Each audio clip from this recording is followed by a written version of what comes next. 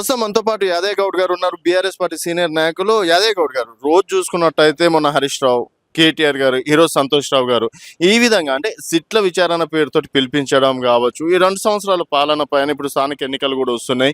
ఏ విధంగా చూడొచ్చు మొత్తం ఈ తెలంగాణ రాజకీయాలు ఒక సీనియర్ రాజకీయ నాయకుడిగా చెప్పారు? వీరు పరిపాలన చేయరా అయ్యా రేవంత్ రెడ్డి గారని అంటే పరిపాలన చేత కాకుండా ఏమైనా బీఆర్ఎస్ పార్టీకి సంబంధించిన నాయకులను ఒక కక్ష సాధింపు చర్యగా డైలీ ఒక సీరియల్ మొన్న హరీష్ అన్న పిలిచిర్రు, కేటీఆర్ నా తర్వాత కేటీఆర్ ని పిలిచిర్రు, సంతోష్ రావు అన్నను పిలిచిర్రు, ఇంకా రేపు ఇంకోరిని పిలుస్తారు అనేది అంతా ఏంటంటే వీళ్ళు ఇచ్చిన 6 గ్యారెంటీలు పోటుండే హామీలను అమలు పరచలేక చేతగాక ఇది డైవర్ట్ పాలిటిక్స్ రాజకీయాలు అన్నట్టు క్లియర్ గా కనపడుతుంది. కానీ ఈ తెలంగాణ రాష్ట్రంలో వద్దురా నాయన ఈ కాంగ్రెస్ పాలన, ఈ రేవంత్ రెడ్డి సర్కార్ అన్నట్టున్నది. రేవంత్ రెడ్డి గారు దావత్ ఇతర దేశాలు పోతే ఈ రాష్ట్రంలో ఏం జరుగుతుందో 4 మంత్రులు ఒక సీక్రెట్ గా మీటింగ్ పెట్టుకున్నారని ఈ మధ్యనే తెలుస్తుంది. అంటే ఆ 4 ముఖ్యమంత్రి హోదాలో ఉన్న వ్యక్తులు అనేది ప్రజలకు ఒక మెసేజ్ పంపించేటట్టు కాంగ్రెస్ పార్టీలో నడుస్తుంది. కానీ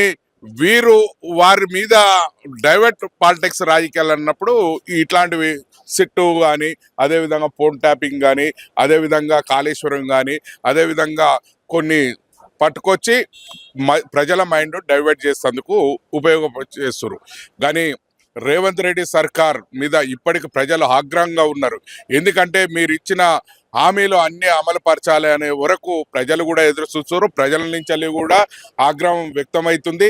దాన్ని బేస్ చేసుకొనే ప్రతిపక్ష పార్టీగా ఉన్న బీఆర్ఎస్ పార్టీ నాయకులు అందరూ ఉద్యమిస్తున్నారు. కాబట్టి ఓర్పు లేక కాంగ్రెస్ చేతగాక ఈ పనులు దిగుతున్నట్టు కనపడుతుంది. అయితే కాదండి, 2 సంవత్సరాల ప్రజలు సంతోషంగా లేరా?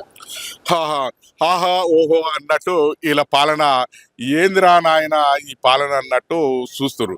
ఎందుకంటే అద్భుతంగా పాలన అనేది గతంలో కేసీఆర్ గారి హయాంలో కాళేశ్వరం ప్రాజెక్టు కట్టి కొంతమంది రైతులకు 1000 ఎకరాల భూమిలకు నీరు అందించి వారికి పంటలు పండించి అద్భుతంగా కనపడ్డది.